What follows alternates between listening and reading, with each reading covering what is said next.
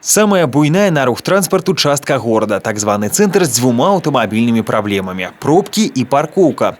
Месцаў на стаянцы за гандлёвым цэнтрам па вуліцы Савецкай амаль няма. Некаторыя не губляюцца. Ёсць яшчэ і месцы для інвалідаў і размешчаны заўсёды зручна.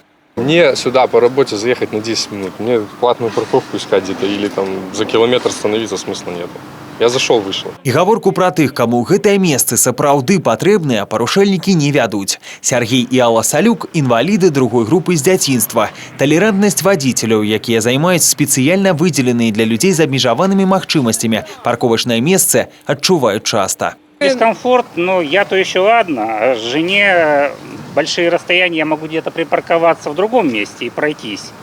А жену надо подвозить. Вот в Польше же наши ездят, они ж никогда не станут, потому что там штрафы большие. Жыхароў вобласці, на жаль, штрафы ў две базавыя велічыні не пужаюць. І калі на папярэдняй стаянцы з парковачнымі месцамі была сапраўдная праблема, таму некаторыя пайшлі на правапарушэнне, гэты аўтамабіль па выгляду бачна службовы заняў месца для інвалідаў пры амаль пустой паркоўцы. Отказ водителя примусил рабочий процесс. Стал, чтобы поближе, чтобы не тягать большие коробки далеко.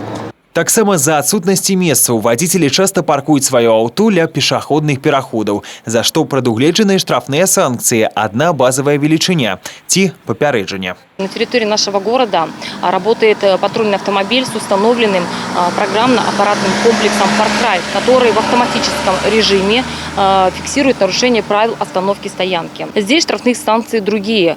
Легковой автомобиль – это штрафная санкция в размере 0,5 базовых величин. Что касается водителей грузовых автомобилей, нарушающих правила остановки стоянки, которые зафиксированы фото-видеофиксаторами, штрафная санкция 3 базовых величины.